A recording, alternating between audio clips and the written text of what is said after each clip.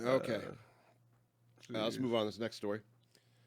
NASA's alien planet hunter discovers its first Earth-sized planet in a habitable zone. Pack your bags. Since its launch in April 2018, NASA's Transiting Exoplanet Survey Satellite, or TESS, has found a great number of exoplanets, including a so-called missing link. Excuse me. But now the alien planet hunter has discovered its first Earth-sized planet in a star's habitable zone, an area that would allow for liquid water beyond the surface. Known as TOI 700d, the planet is orbiting the star TOI 700, described as a small, cool M dwarf star. It is 101.5 light years from Earth in the southern constellation Dorado. This is funny, this last sentence of this paragraph. 1 light year is equivalent to 6 trillion miles. That's why we came up with the idea of light year. So you don't have to write numbers that big. Yeah, I mean, that makes more sense. Yeah. TESS was designed to and launched specifically to find Earth-sized planets orbiting nearby stars. Paul Hertz, astrophysics. Anyway, yeah, awesome planet. Let's also change nearby stars. Come on. Mm-hmm. It's only 600 million years away. Obviously, it's going to take a while to get there. Obviously. This is near, yeah, close ones. You know, that's close. But this is what I mean. It's like the future of humanity is on planets like that. You think so? Absolutely. I think it's going to get to a point where we are having a base on Mars, on the moon. But that's like, it takes like 3 months or something to get to Mars, I believe. I'm saying in the long-term history of humanity, if we don't kill each other over Orange Man Bad or something like that, you know, or nuclear war or something like that, I think the future of humanity is out there in the universe. It's like going to other planets, colonizing other planets. I think unless one of them come here, we're all going to die here.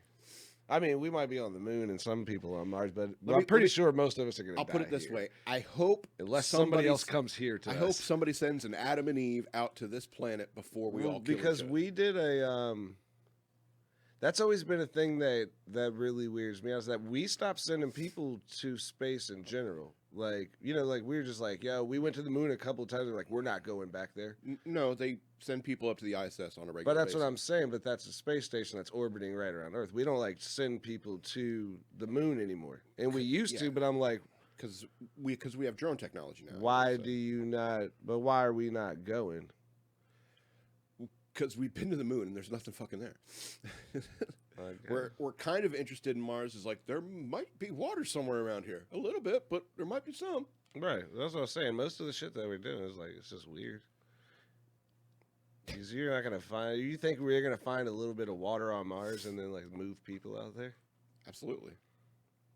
Get a little bit of water. I mean, that's life. I guess it's not unfathomable, because back in the day they used to travel on the ships. It would be kind of like similar, except for, I mean, space is probably way more dangerous than the sea. But on those little shanty boats they used to make, pretty dangerous still. So space, obviously 100% more of the problems with the oxygen mainly in between travel. But they used to travel like 3 months or something to get like from America to England or whatever back in the... Oh, easily. Right, back in the day. So, I mean, 3 months to go into Mars is crazy, I guess, to think about. The difference is time dilation, and I cannot wait to see the effects of that.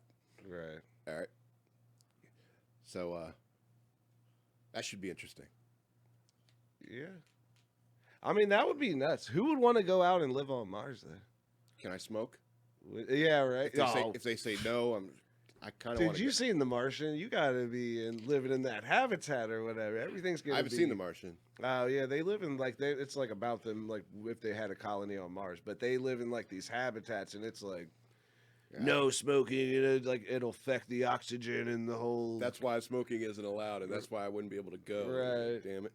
But that's the point. If somebody's like, if we're starting a colony to go over to this exoplanet that's over 100 light years away, do you want to go? It's like, can I smoke? And they're like, no. And it's like, let me think about quitting. How much beer are we bringing? That's a different question. That's what I'm saying. Like, that's a different question. You know what I mean? How much luggage? Because, like, do I need clothes, or like, is this going by liters or weight? You're right. Even if we got to that planet, it'd be a long time before we were brewing beer. Right. You're like, You know, yeah, you got to get the water supply up and running right first. Yeah, You got to get the food, the agriculture going, and you need to have extra land to grow hops and grains. And just a whole lot of spaceship toilet wine. spaceship toilet wine. This is the future of humanity. Spaceship hooch. Don't use the last one on the right. Nope, that's for the hooch. Throw all your peach cores in there. It's going to happen. Oh yeah, we It's got it. going We to just happen. figured it out right there. There you go. Problem solved, NASA. Send them away. Call Elon Musk. Let's get this ship going. The problem with sending people into space is that there's people in space. Right. So let's go on to the next story.